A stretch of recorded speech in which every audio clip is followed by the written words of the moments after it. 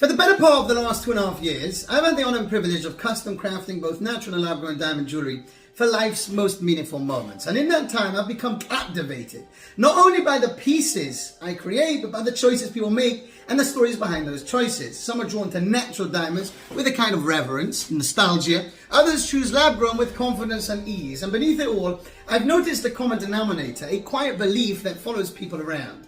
The idea that lab-grown diamonds is somehow fake, an imitation, a lesser echo of the real thing.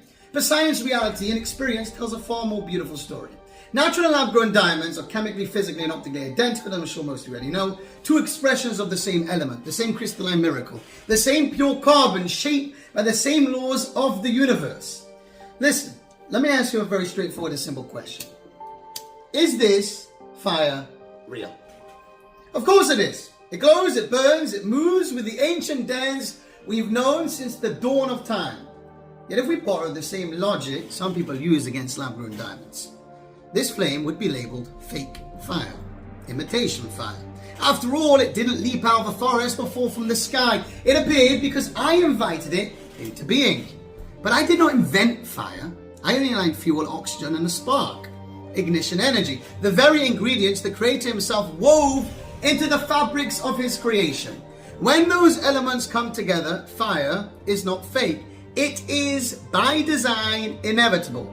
Diamonds follow the same poetry.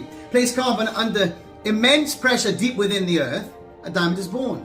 Place carbon atoms in a CVD chamber where heat and chemistry recreate those conditions, a diamond is born. The location changes.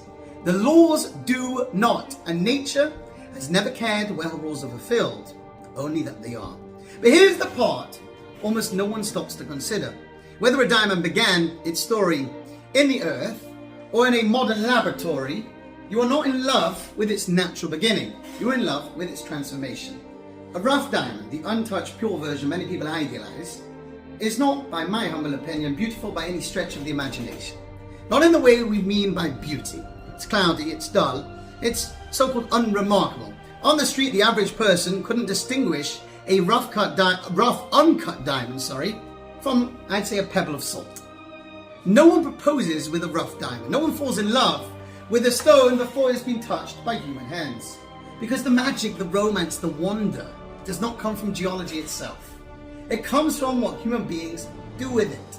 Give a sculptor a block of stone and he reveals a form that makes you gasp. Give a painter a handful of pigments and she creates a world that did not exist before. Give a master cutter a rough diamond and he unlocks light itself. Okay? The diamond you wear, natural or lab grown, is not celebrated for how the earth formed it, don't kid yourself, but for how humanity perfected it. The sparkle you admire is man's precision. The fire you love is man's geometry. The brilliance you treasure is physics responding to human craftsmanship. And so, whether you choose natural or lab grown, to each their own, here is the truth hidden in plain sight. Neither diamond, once finished, is truly natural in its natural form. Both are born from nature, both are completed by man.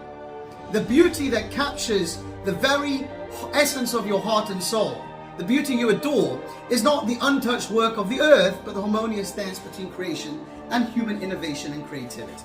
This is the real romance. That is the real wonder. And that is why a diamond, any diamond, is far more than where it began. It is where it becomes.